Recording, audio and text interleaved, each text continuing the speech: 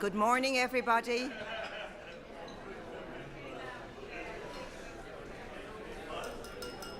Good morning.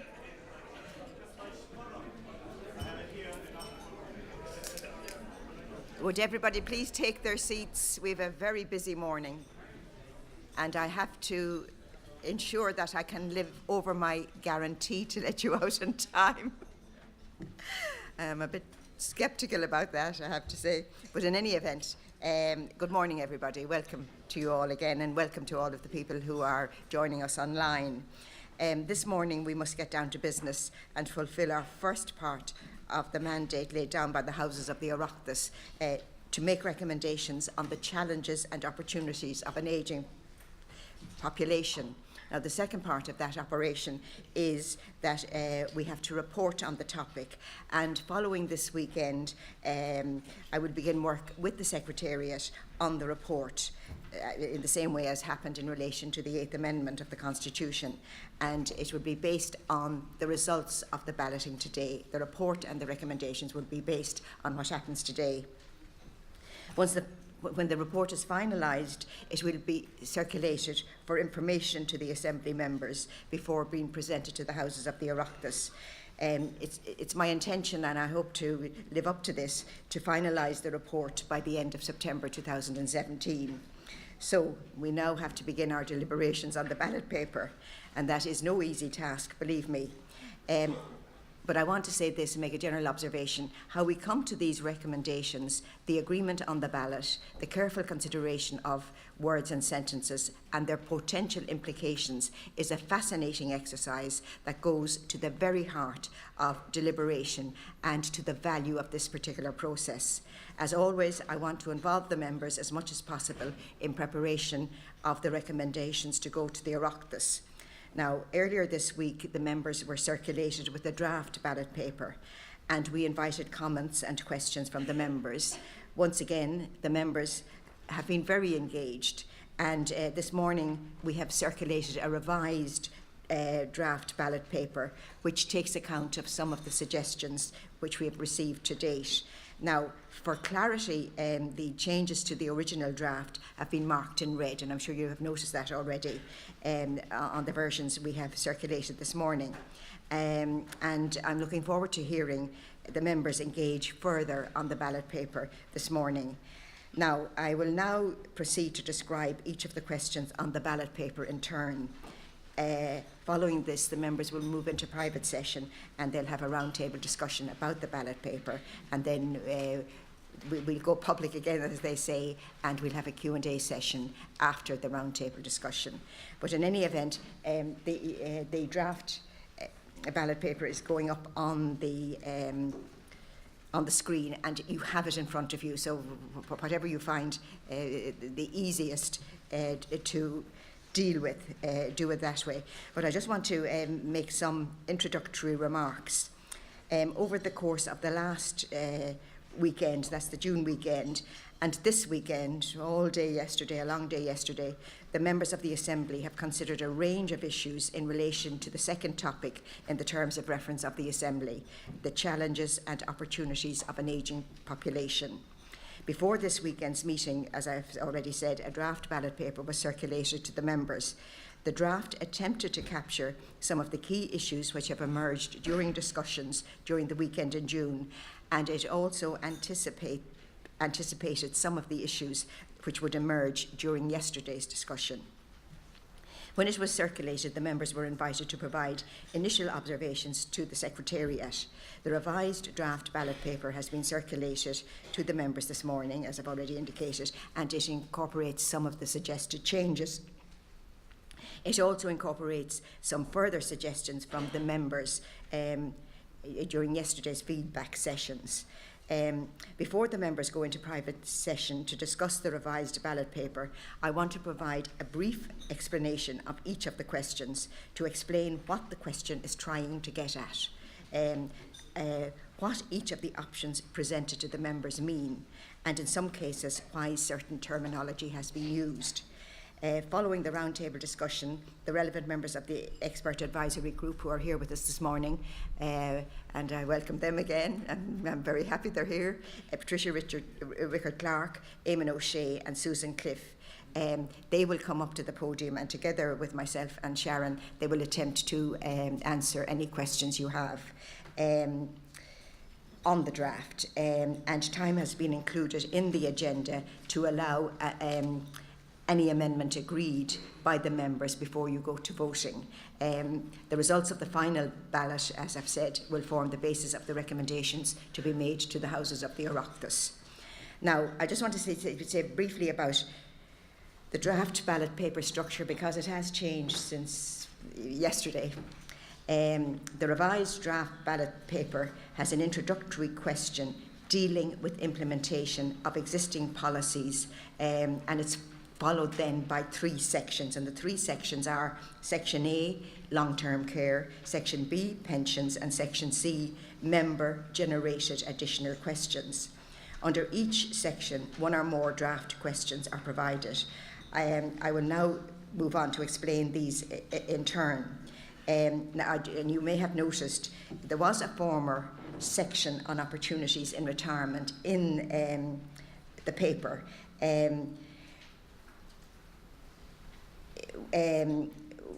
We had intended to include member-generated suggestions under that heading, but none were received in those terms. And in any event, and this is really the important thing, I think an overriding theme of the ballot paper is about enhancing the opportunities that arise from and for older population. So I think that question was really unnecessary. It was superfluous. So we've taken it out. Just to remind you,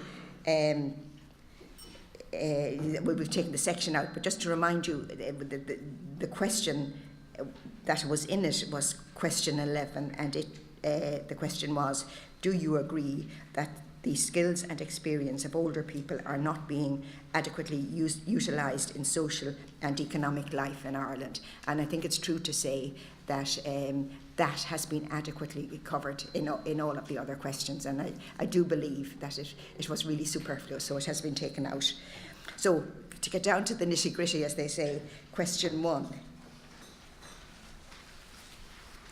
Sharon, oh sorry, yeah.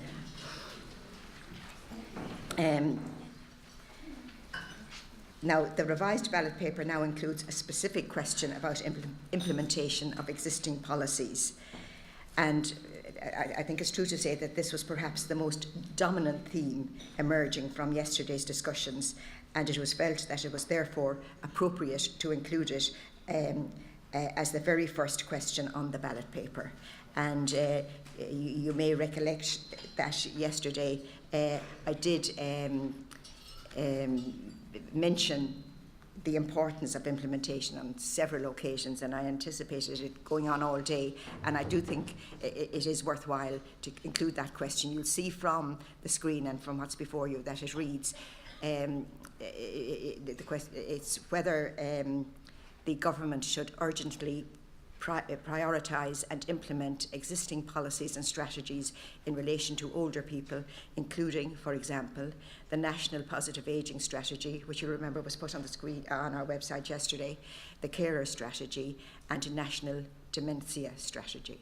So that's it's a very general question.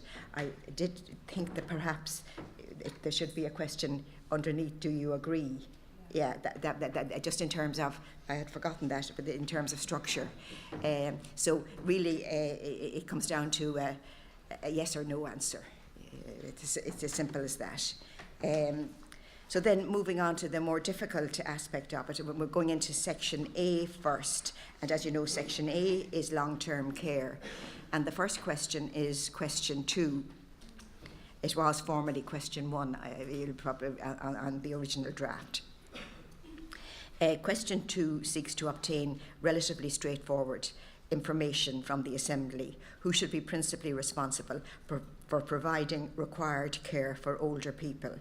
The earlier draft of this question also referred to the organising of this care. However, based on the member feedback and further reflection, I concluded that this only complicated the question unnecessarily.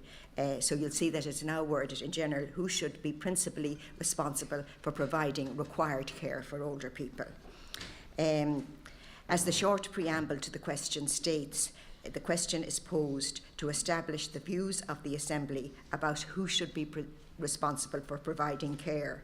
In this question, the Assembly will give its view about where in society responsibility should lie.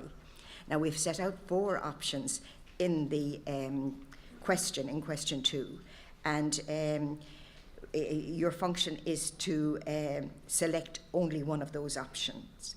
And just to go through them briefly, option 1, that the family or older person should be totally responsible. Option 2, that it is mainly the family or older person which should be responsible, but the state should have at least some responsibility. Option 3, that it is mainly the state that should be responsible, but that the family or older person should have at least some responsibility. And option 4, that the state should be totally responsible. So essentially, the question seeks to establish if the members of the Assembly feel that responsibility should rest either at individual level, that is to say the family or the older person, or with the state, or somewhere in between the two. So that's really what that is about. It's not an insignificant matter. As we heard at our last weekend, in some countries, families are viewed as having primary responsibility for caregiving, while in others, the role of the state is seen as central. Now, although in the revised version, it is not expressly stated, it is implicit that the provision of care includes organising the care. I think that's implicit, even though, as I say, it's not stated explicitly. This is in recognition of the fact that many families may not be able to provide the care directly, but help to organise it on behalf of the older person. Equally, and perhaps more importantly, it recognises the fact that many older people who require care and have the capacity to do so make those arrangements themselves. Now, before I go further, and I want to emphasise this is very important, this question is not about who should fund care. It's not about that. This is dealt with in the subsequent questions, and we'll go through them shortly. I know that it can be conceptually difficult to disentangle the two, but they are distinct. I might outline how some of the distinctions occur. You might ask, if I select family, older person in this question, how could it follow that someone other than that same family or older person should be responsible for payment of that care, or indeed the provision of that care where no payment is provided? And I think the answer to that is, the distinction here is that it is possible for the family to be fully responsible, but for the state to be fully liable for the cost of this care. That's a possibility. By voting for option 1, you would be saying that the family should be supported to care for the older person through appropriate, adequately funded state supports, such as a carer's allowance. Moving to another point of clarification. In answering this question, you may find it difficult to decide how best to vote when considering certain individual circumstances that you are familiar with or aware of. And I'm conscious of this from comments made by members. For example, what about older people who do not have families? You may ask yourself, how should I vote to take account of their needs? Again, I would ask you to consider the question from the point of view of individual responsibility. Ideally, everyone would plan ahead to make their wishes clear for their future care needs, well before that care is needed in the event that it is. As such, do you want a society that places that responsibility on the individual? If so, you may decide to select option 1 or perhaps option 2 or 3, where that responsibility is shared with the state to a greater or lesser degree. And you might ask, and this is an important point and it came up yesterday, you might ask about capacity. What if an older person does not have the capacity to make that decision? Now, arising from the debate yesterday, or on the previous week actually, the Secretariat circulated the document by the Citizens Information Board, the Relate document. It would have been, I think it's online, and it would have been in your packs yesterday, and it's a very, very useful document. And it summarises the provisions of the Assisted Decision-Making Capacity Act 2015, which, although it has been enacted, many of its provisions have not yet been commenced.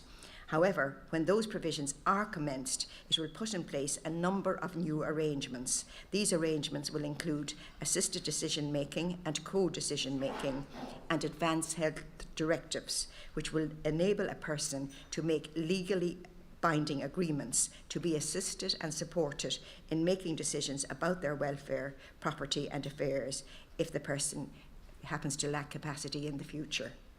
And in addition, and I think this point came up yesterday as well, in addition, the 2015 Act will also set out new arrangements in relation to enduring powers of attorney. It provides also, and this is very important, for a director of assisted support services who will have statutory function in relation to overseeing all of those services. So the law is being improved to a very, very high degree, long overdue in my view, and there will be far more supervision and regulation in relation to assisted decision making, in relation to capacity, wardship, enduring powers of attorney and all of that. So things are improving. So you bear that in mind when you're answering question 2. Now, what I have been talking about are cases where the older person lacks capacity, and I did a little bit of a diversion to explain to you about the 2015 Act. But in those cases, you may feel that it is always appropriate for the state to have a role and intervene, or indeed for the state to have full responsibility. And if that's the case, and it's for you to decide, you may select option 4. In your discussions, you may well have other issues which may emerge in relation to this question, but in considering the question, I ask you to reflect on the question's core objective, and that is to establish the view of the Assembly as to where responsibility should rest. In terms of reporting on that question, the recommendation of the Assembly will be the option which obtains the highest number of votes, with the chair having a casting vote if that is required. And the majority will be determined by reference to the total votes cast in favour of all options available. And I will be doing a little bit of diversion to explain the voting system throughout this presentation, but you will recollect that you do have a note on the voting system. It was in your packs yesterday, and it will in due course go up on the website, and we spent quite a lot of time, and we got assistance in relation to it, so that you would understand and that there would be no uncertainty about the manner of voting and the counting of the votes. Now, going on to question 3.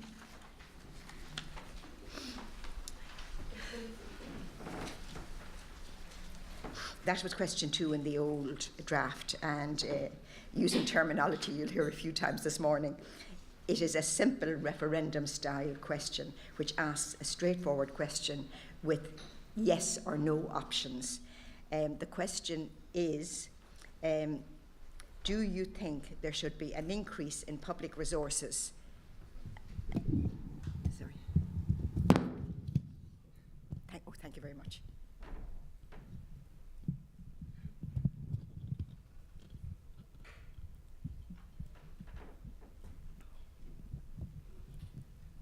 All right, I was about to just recite question 3.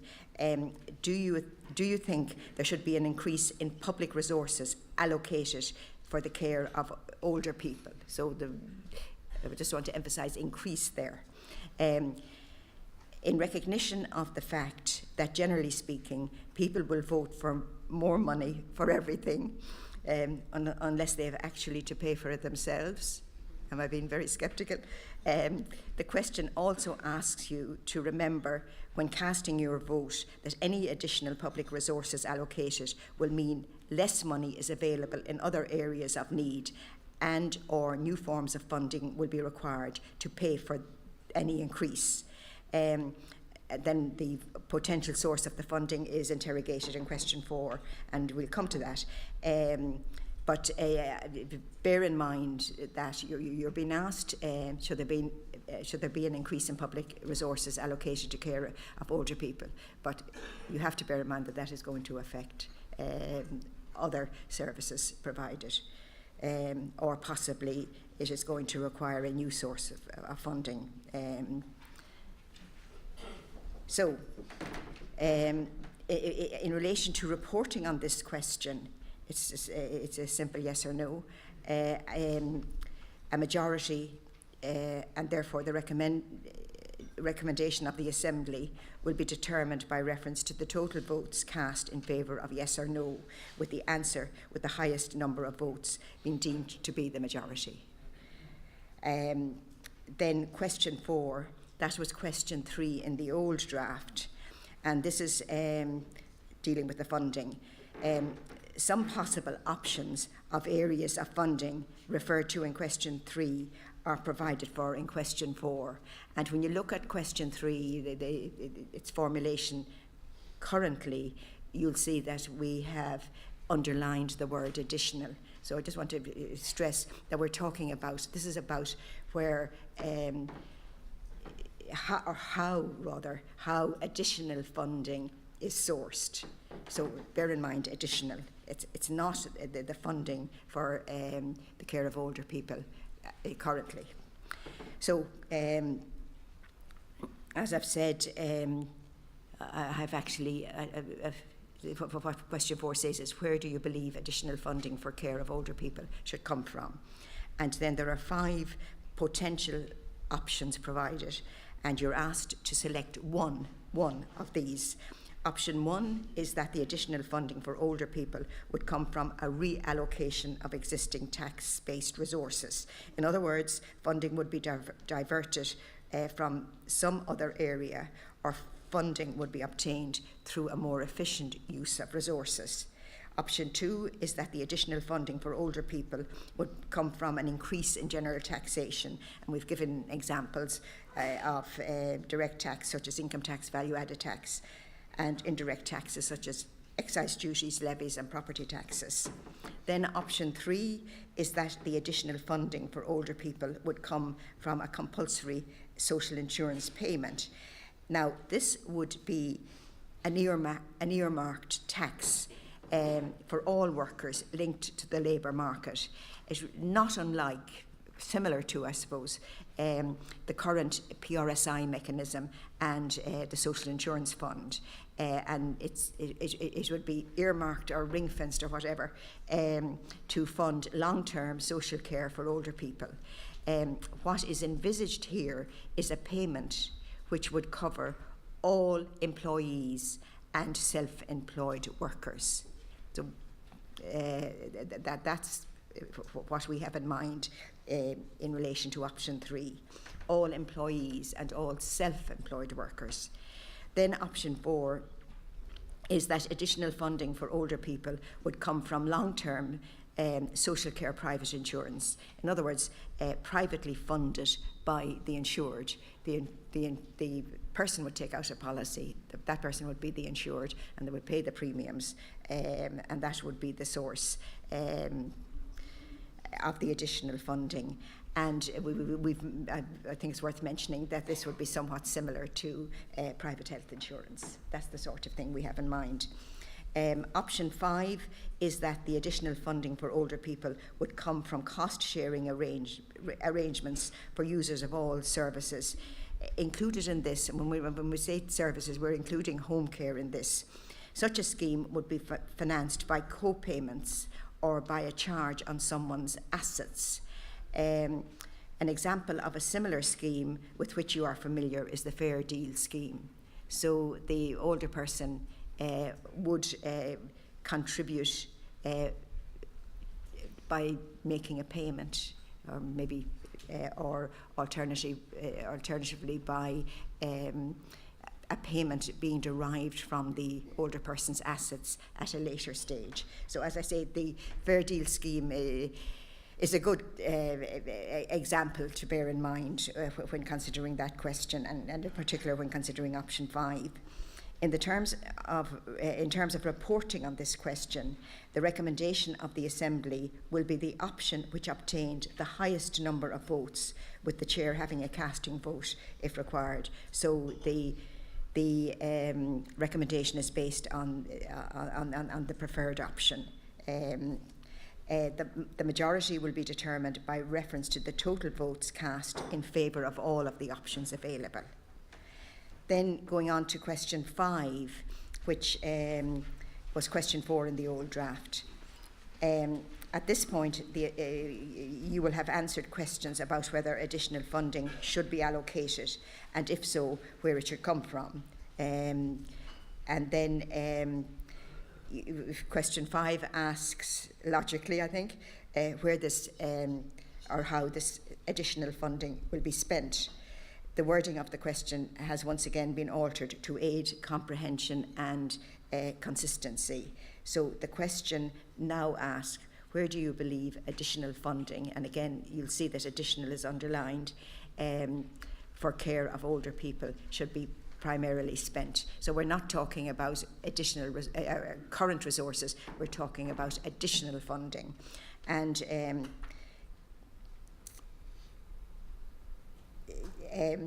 we reworded the ballot paper, this question on the ballot paper,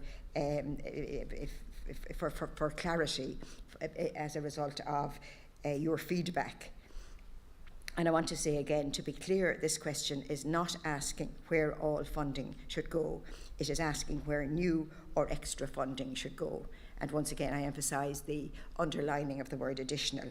In this question, the members are being asked to rank each option in order of preference. Please note that you do not need to mark a preference against each option, but you must express a minimum of one preference marked as number 1 in order for your vote to count. And I just want to say something about spoiled votes. So this is again a little bit of a diversion, and this is covered in the note you got, but I think it's important to go through it now. What would constitute a spoiled vote on the question I'm on now, which is question 5, and the same logic applies to questions 12 and 13, which we'll come to later. Where a voter marks 1 beside more than one option, or does not mark 1 beside any question, this will be considered as a spoiled vote, as the intention of the voter is not clear. So the test is whether the intention of the voter is clear or not. And I suppose if you mark 1 beside more than one option, or if you don't mark 1 at all, your intention is not clear, because we're looking for preference here.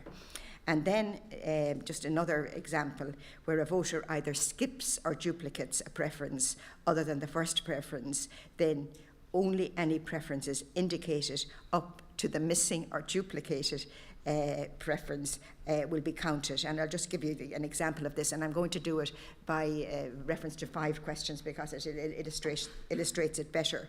For example, in a question with 5 options, if the voter marks 2, 1, 3, 4, and then another 3, then preferences 1 and 2 are counted, and the remaining ones are not. And another example, if a voter marks 1, 2, 4, 5, then only preferences 1 and 2 are valid, as the intention of the voter is not clear. That's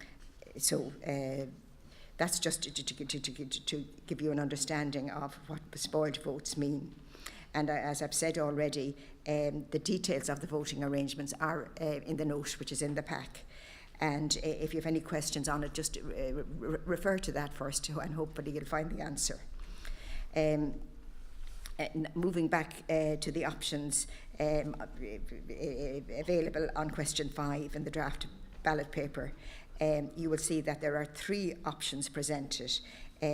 Option 1 is residential care services, option 2, home care services and supports, and option 3, community-based integrated housing models. And just in relation to that third option, if you it relates to supported independent living arrangements of the type detailed by Professor Anthony Tinker at our meeting in June. And I think there's a note to that effect in the preface to the question. So bear that in mind. If you feel like it, underline it now. But I just wanted to mention that. That's community-based integrated housing models. So you have those three options: residential care services like nursing homes, home care services, and then the community-based integrated housing models. I think the reality is that when you're looking at all of those questions, really there's no right answer. But in any event, you have to make a choice. In this case, in the case of question 5, you may decide to pick option 1 if you feel this area needs more expenditure to improve the quality of life and care and experience of those living in residential care. On the other hand, you might pick option 2 if you feel that home care is underfunded and requires more investment. And another alternative is that you may pick option 3 if you would feel that this type of service, community-based integrated housing models would improve the quality of life of older people in the long term. So it's a matter for you to choose from those 3 options. The voting mechanism to be employed here, where you express an order of preference, means that you will be able to weight your responses. So you have you're invited to rank an order of preference. Before I move on to the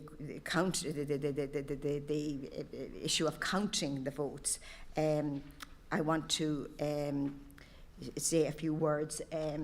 As was the case on the last occasion, on the voting of the 8th Amendment, we had the help of John Fitzpatrick. I think it's John here.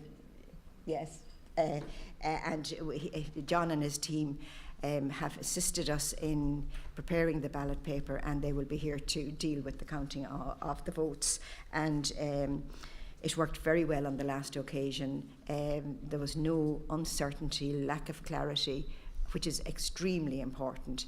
And I'm delighted that John and his team are here today to assist us.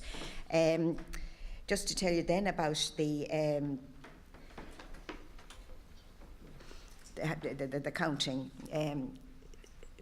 well, very briefly, insofar as I understand it, the results will provide details of the number of votes cast in respect of each option.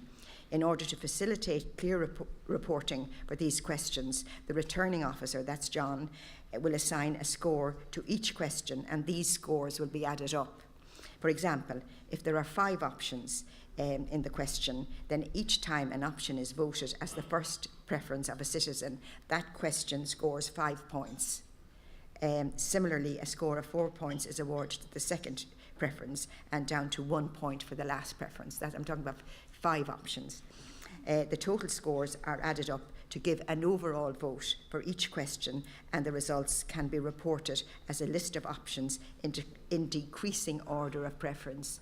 I hope that's clear. It's in the note, isn't it? Yeah, it is in the note, but it's an interesting way of doing it, and I wouldn't have conceived of it if I hadn't been advised on it. So if you want to look at that more closely, have a look at the note on voting. And then a majority, and therefore the recommendation of the Assembly, will be the option which obtained the highest score. However, the report of the Assembly on this topic will provide the full voting results and therefore will reflect the full spectrum of opinion of the members of the Assembly. So that should be useful to the Oireachtas to have that full spectrum. Now I'm moving on to question 6, which was question 5 in the old draft. And again, it's a simple referendum-style question, yes or no options.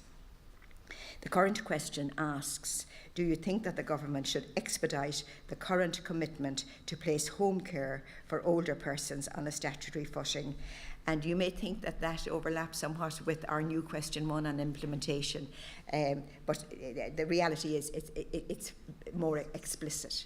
And I think it's important to include it for that reason. It refers specifically to the commitment to place home care for older persons on a statutory footing. And the question is informed by the fact that the government has committed to developing a new statutory scheme for home care services, as you heard. And then on Thursday this week, the Department of Health launched a public consultation to help the department to develop plans for a new statutory scheme. As such, this question is asking if you believe efforts to develop this policy should be accelerated. So it's a very simple question, and you're answering it in the current context, as I've just explained. Now, going on to question 7, which was question 6 in the old draft. Question 7 is another referendum-style question. Again, 2 options, yes or no. The question is, do you think that regulation such as that currently in place for residential centres should be extended to afford better protection to older and dependent people in receipt of other health and care services? And I just mention en passant that the wording has been changed slightly, as you see. You'll see centres there in red. The earlier draft referred to residential services, but on reflection, we concluded that the more correct term is residential centres. So that explains that. And just by way of further explanation, for the sake of clarity, the regulation referred to here that is currently in place in relation to residential services is the work undertaken by HICWA. So that's what we have in mind there. Then moving on to question 8. And this follows, it follows on from question 7. And that question asks, if the government were to decide to extend regulation to other health and care services for older people, what other services do you believe should be regulated? And we have included 4 options here, and you're asked to mark X for each service you wish to see regulated. And we have included, I'll just briefly refer to the 4 options. The first is respite services. And as you probably know, this can be short-term respite, for example, providing a carer with an evening off, or a much longer arrangement for a holiday. Schemes of respite care are sometimes called breakaway or friendship schemes. Respite care or temporary care may be based in the community or in an institution. And then the second option is daycare services. This would cover centres providing a range of social and rehabilitative services for older people. The third option is care and support services in the person's own home. Well, in a sense, that speaks for itself, but it's worth just saying that the regulation in this case would refer to care providers being regulated to ensure that they're following the best practice and have adequate safeguards in place. It doesn't mean, and this is what I want to emphasise, that the people's home should be regulated. It's the service providers and the care providers who are regulated. And then option 4, care and support services through a supported housing scheme. Again, that is the type of scheme which Professor Anthea Tinker referred to in the first week.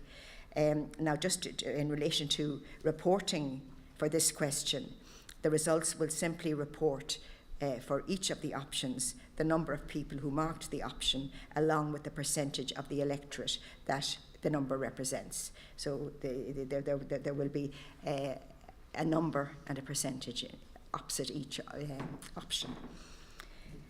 That's all the questions in Section A on long-term care, and all of those questions really have arisen from the discussion, the presentations, the discussion, and the feedback and all of that we had in the June weekend. And I'm moving on to the question of pensions in section B now, which is related to what we heard yesterday. And really, the questions really have emerged from what we heard yesterday. Now, the first of those questions is question 9, and that's it was question 8 in the old draft, and it's again a simple referendum-style question. Answer yes or no. The question asks, do you think that the state should introduce some form of mandatory pension scheme to supplement the state pension? Now, we heard yesterday from a number of speakers about possible options here, including auto-enrolment, but also the possibility of enhancing the PRSI scheme to supplement the state pension. In revising the draft ballot paper, we contemplated including new questions on each of these, but when we considered it carefully, in reality, such schemes are highly complex. So we decided it would be preferable not to go there. And the underlying factor is that I want to be sure that the recommendation which the Assembly makes is meaningful and reflects the will of the members. In my view, those members who expressed view on this matter seemed to be motivated by the desire to improve the take-up of pension schemes. The question allows the members to express that view without being bogged down in detail. We must remember that we are not pension experts, and we have a finite number of questions we can include on the ballot paper, and that is the rationalisation of keeping the question very, very general. I think if we got into the nitty-gritty of what we heard yesterday about auto-enrolment, about maybe an expanded PRI system being preferable and so forth, I think we might get lost. I would certainly get lost, I think, if I was dealing with that question. So I think it's better to frame it the way we framed it. Then going on to question 10. This was question 10 in the original draft, but it has been reformulated. And again, it's a referendum-style simple question with just a yes or no options.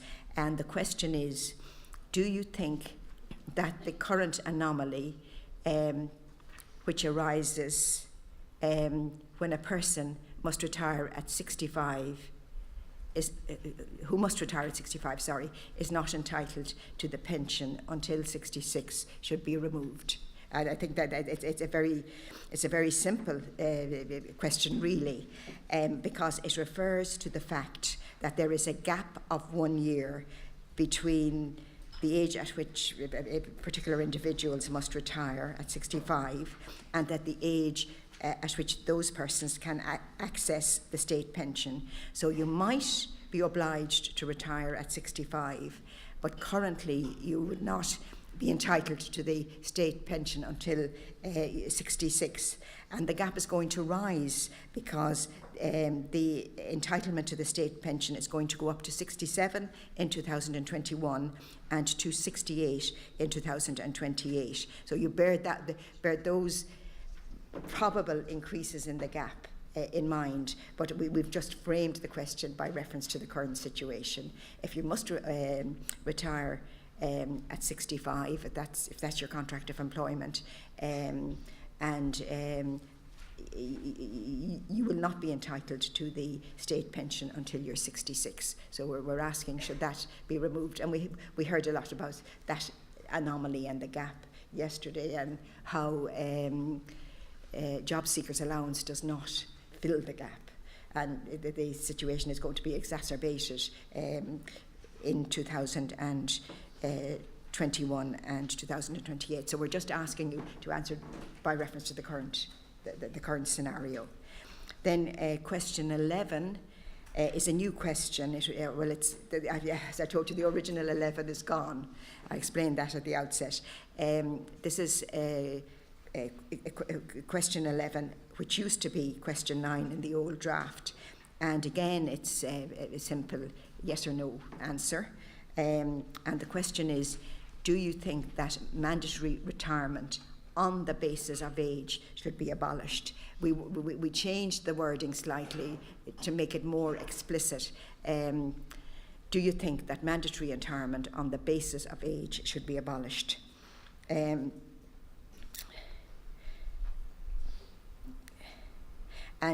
you'll recollect yesterday that came up quite a bit, and we heard a number of perspectives on this issue, the personal impact of mandatory retirement, as well as the impact on the wider economy and society.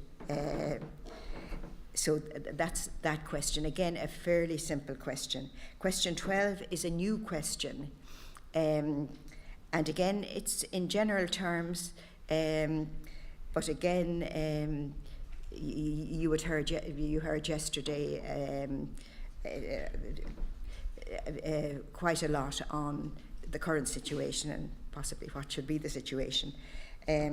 So the question is, do you think that the state pension, what we're talking about is the contributory old age pension and the non-contributory old age pension, should be benchmarked by reference to national average income? I think we were told yesterday that the suggestion was that the figure should be 32%, I think. But should it be benchmarked by reference to national average income? Again, you just have a yes and no answer.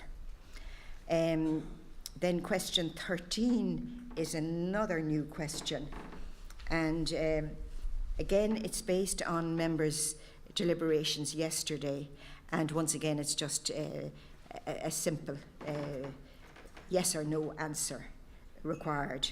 What I've been calling the referendum-style simple question. And it's, do you think the government should take steps to rationalise private pension schemes to include greater transparency in relation to fees?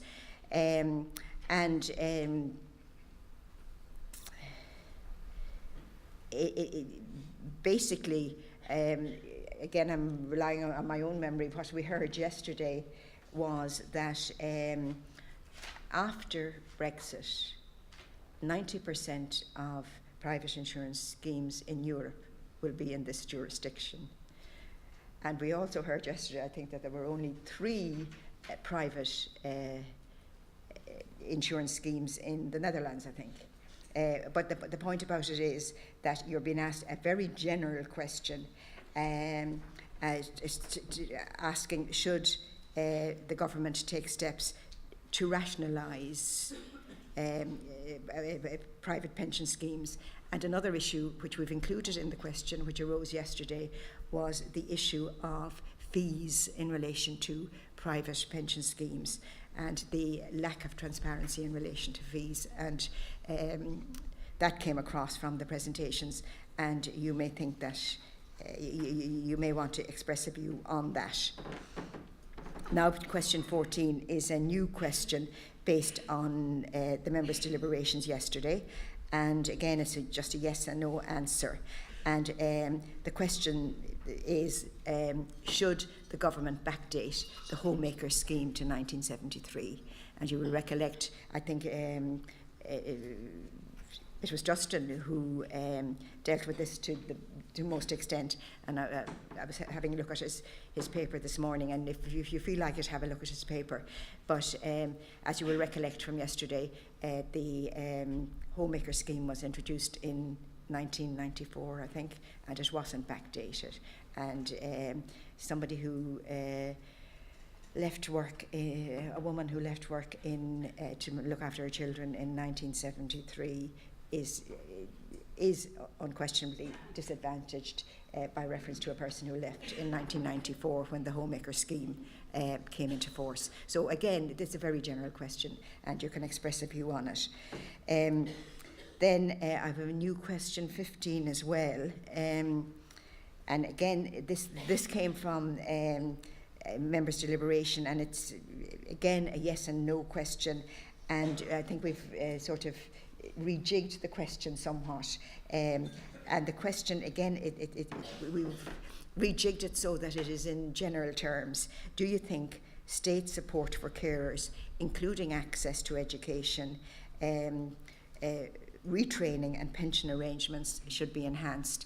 And I think to some extent that question was prompted by Eamon's personal experiences in the first weekend. Now, I'm moving on now to section C. And this is the section that is headed member-generated additional questions. And we have one question, 16, with, at the moment, 4 elements to it. And just by way of introduction to this, over the course of the 2 weekends, when we were discussing this topic, the challenges and opportunities of an ageing population, a number of further issues emerged in the discussions which were not directly related to the topic of long-term care or pensions, income and retirement. As your involvement in this process is an exercise in deliberative democracy, the issues outlined in question 16 are a result of your input as members. You're invited in this question to express, on this occasion, it's in order of preference, which of these issues you consider to be the most important. The mechanism is favoured over individual questions on each item, as it is my view that it would not be appropriate to include a wide range of distinct questions, given that the members did not receive expert briefings on the matters included. So I think on reflection, going over this again this morning, I think maybe some rejigging of the wording is necessary, but the substance would remain the same. So the first issue, and I'm calling these issues as distinct from questions, and again maybe that's something that requires further consideration. But anyway, the first element is the responsibility for older people should be formally devolved to the relevant Minister for State. So in other words, if there's a Minister for State looking after the elderly in the Department of Health, as is the case now, should the responsibility be devolved to the Minister of State, as distinct from the Minister, who is one of the 15. I'm just taking that as an example. Issue 2, and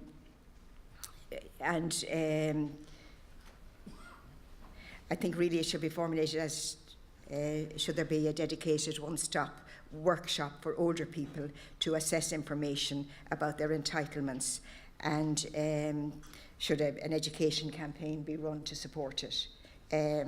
Again, that's something that has emerged from the members, and it really is important that older people should have access to the information which affects them, but whether it should be done this way or another way, whether you think the position is adequately covered already, it's up to you to make a decision on that, on the second element. The third element is, I think maybe should steps be taken to ensure that older people have a stronger voice in determining their own care needs. Again, you probably have a view on that. And then the fourth issue is should stronger government leadership be ensured in relation to the prioritisation of health and social care needs of older people. those questions are framed in very general terms, but they may be of some assistance to your view on them may be of some assistance to the Oireachtas, and you may have some other questions you want to add to question 16, or other issues you want to add to question 16. But I have to say at this stage, I have overstepped the mark by in excess of 10 minutes. And you're going to have a half an hour to discuss these now, and then we're going to have a public questions and answer session. And I think, if I may put it this way, and I'm talking to myself as much as to you on this, I think one has to be disciplined. We have limited time. We have 16 questions, which are an awful lot of questions. It's not just an issue of getting to understand the questions and to deciding how you're going to make up your mind. But then there's the question of the counting of the ballot. And the more questions there are, the longer it's going to take. So I think we have to be disciplined about that. So I'd ask you, and I'm saying it to myself as well, I'd ask you to approach it in that way. So will we say 11:15? 11:15. We will commence the questions and answer session at 11:15. Thank you very much. Can I just make a request of everybody that, in light of the fact that there are 16 questions, if at the tables you could do two things. One is agree amongst yourselves which questions you're happy with and you're satisfied with, don't require further discussion, and then to focus your time on which questions you do think needs further work or further consideration or further input from the members. And that would be very helpful for us, because there is time required for printing of the ballot paper and so on. So if we could have early clarity on the questions that you're happy with, then that means we can get those ones printed and get it ready to go, just in the interest of getting everybody out on time. So if you could think about that with your facilitators, and they've been briefed on this, so if you could bear that in mind, that would be very helpful. Thanks.